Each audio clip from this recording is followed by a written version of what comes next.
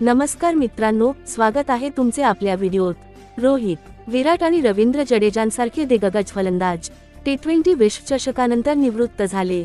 या दिग्गज खेळाडूंच्या जाण्याने टी20 संघात मोठी पोकळी तयार होईल असं वाटत होतं, मात्र तसं काही न होता संजू सॅमसन, अभिषेक शर्मा, वरुण चक्रवर्ती आणि तिलक वर्मा सारख्या नव्या खेळाडूंनी जबरदस्त कामगिरी केली। त्यामुळेच भारतीय संघ टी20 मध्ये नंबर 1चा संघ म्हणून ओळखला जातो। यातच आता तिलक वर्मा सारखा खेळाडू धमाकेदार प्रदर्शन करत आहे। या कामगिरीचा फायदा त्याला मिळाला आहे।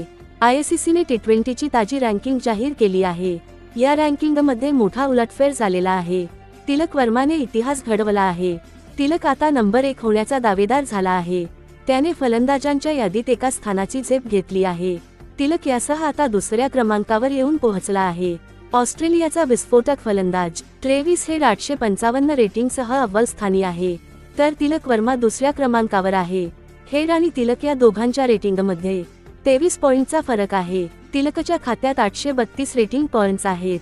तिलकच्या खात्यात इंग्लंडविरुद्धच्या दुसऱ्या टी20 सामन्यानंतर 844 रेटिंग होते, मात्र तिलकला तिसऱ्या सामन्यात काही खास करता न आल्याने थोडा फरक पडला आहे। मात्र असं असलं तरी तिलकमुळे हेडचं अव्वल स्थान धोक्यात आलंय असं म्हटलं तर वावगं ठरणार नाही।